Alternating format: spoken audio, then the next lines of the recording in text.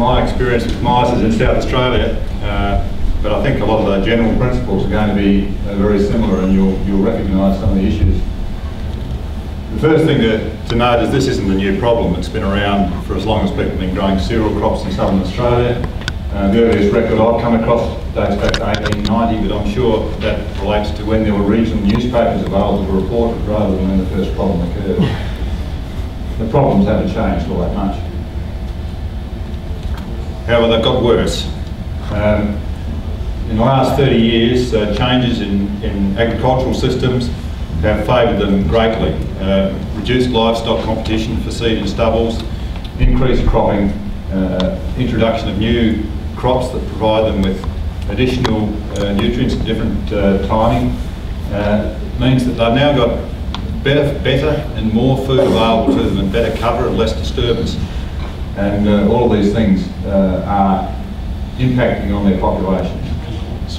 So they're also starting to affect new crops types and crop stages and new areas that have traditionally not had too many problems. I've been speaking to some people from down Corrawale Way where they've been farming on the same farm for 50 years, and this year for the very first time we've got significant mouse damage in crops.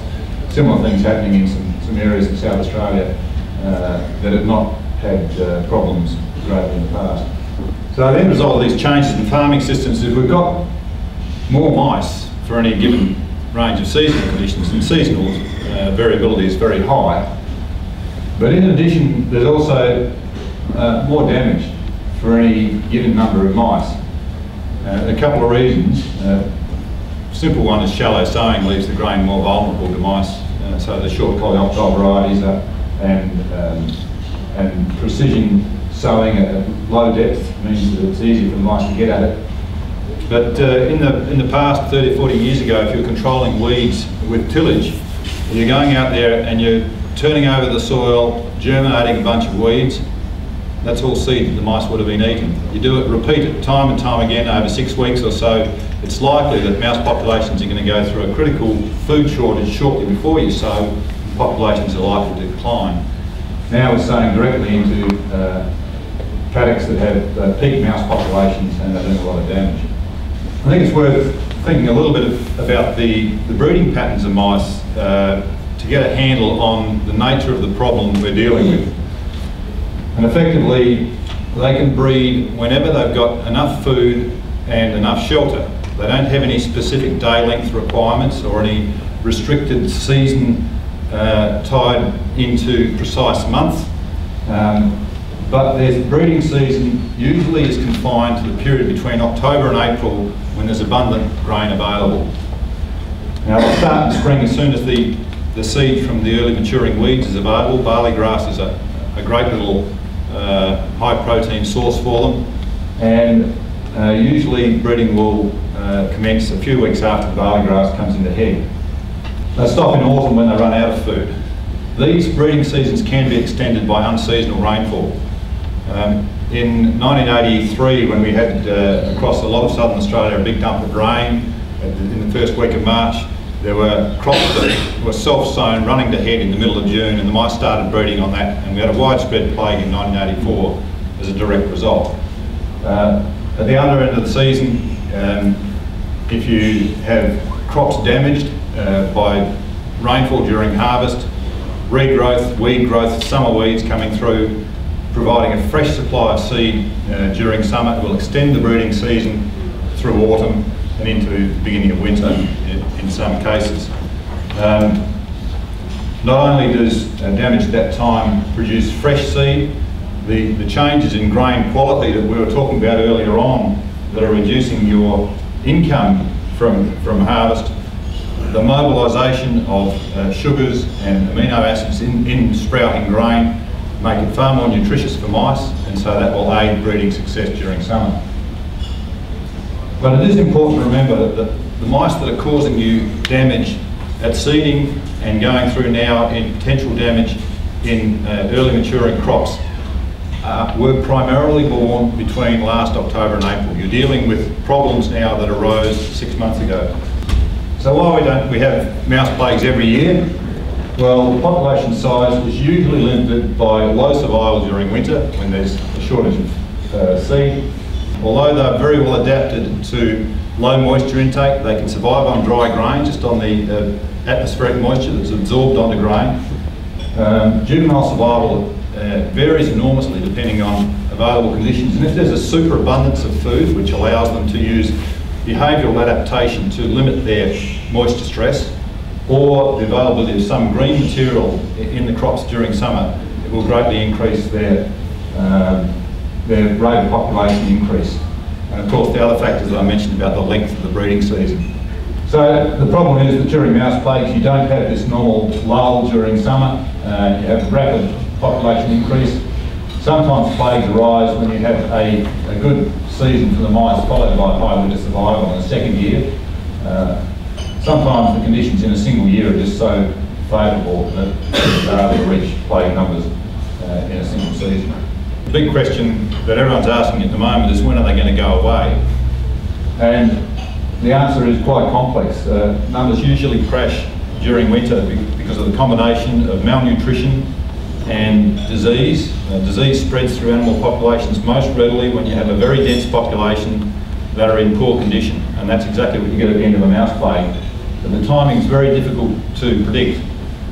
One of the NRM board officers over at Woodner, where we had a severe mouse plague last year at this time, monitored about 8 or 9 crops in the vicinity of the town, all within 40 kilometres of his base, and you see that they all declined, no two declined in the same 2-week period.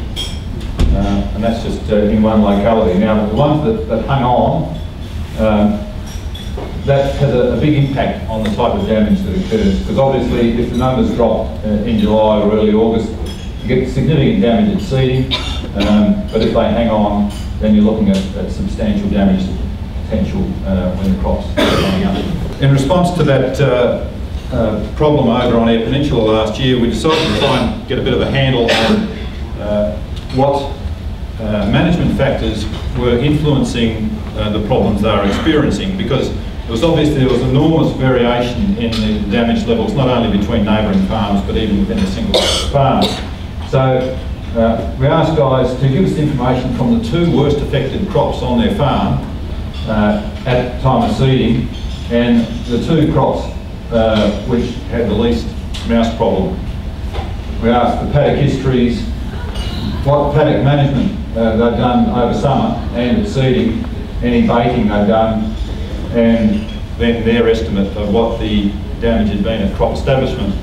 Now, most of this data has yet to be analysed because we've run into another year of mouse plagues and I've been distracted with that.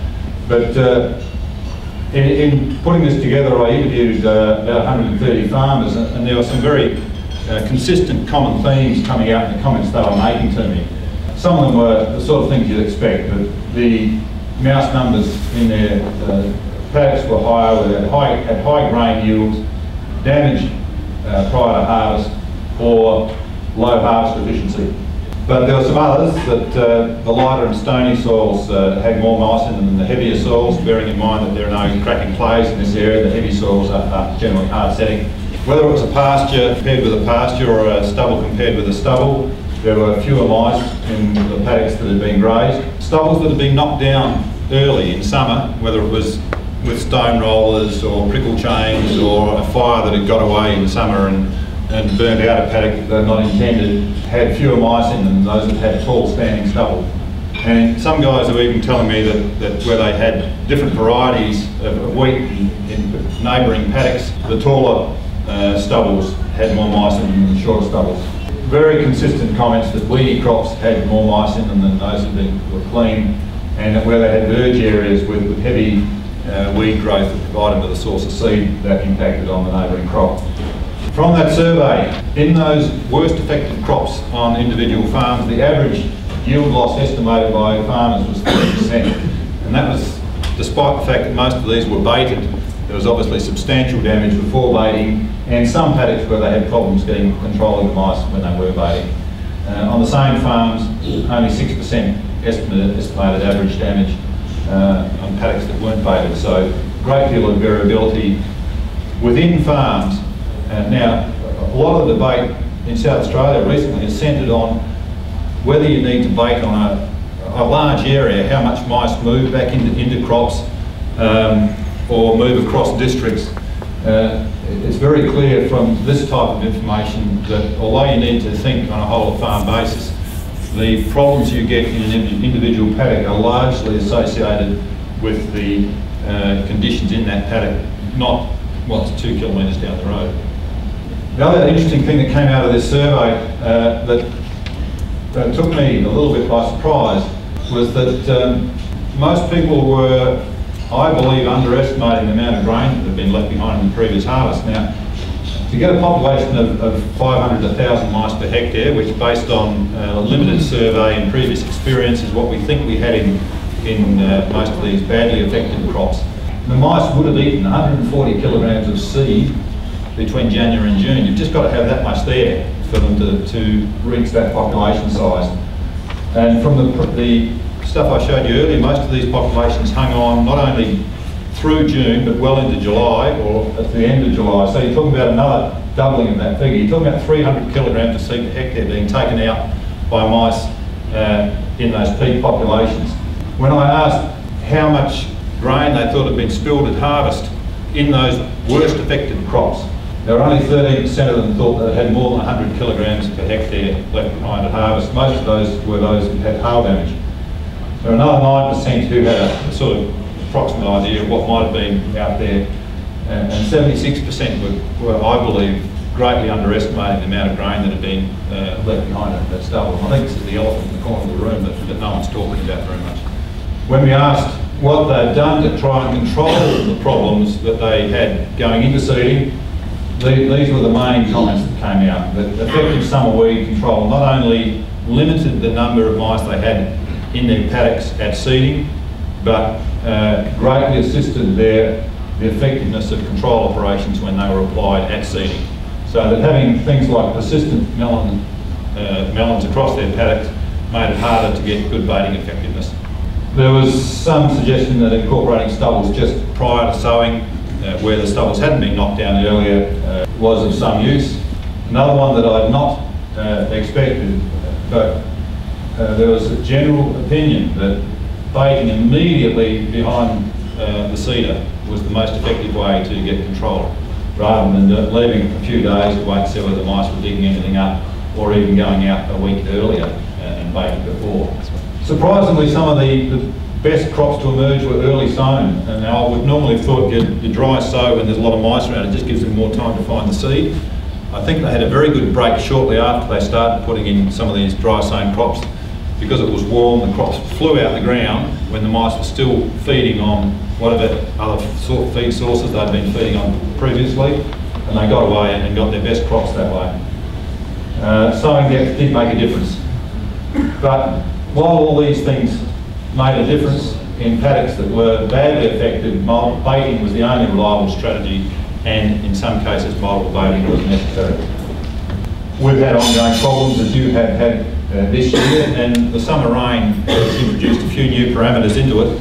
And you know, talking to landholders in the last few weeks, some of the things I've been talking about are the fact that where they had crops that were damaged by mice last year and had medic or weed establishment in those patches that had been badly thinned, that's provided additional problems this year, because those weed seeds have provided a source of food the mice have been utilising. It's made it harder to control them. It's been particularly problematic in lentils, where they've had medic volunteers coming through in the middle of lentil crops. Lots of problems with rain-affected crops and harvest thereof. But one of the things I've said is that the summer rain on stubbles, barley stubbles, they had massive germination of all the barley early on. Mouse numbers were very high early, but crashed in March, April, and they've got good sowing results in those paddocks. Whereas in some of the crops where they had lentil stubbles, sowing into those this year, they had huge problems because the lentils have persisted on the surface of the soil. Similar things with some beans that don't germinate so readily when they're lying on the surface. and they've had difficulty getting good control of mouse baits where these persistent seed sources are available.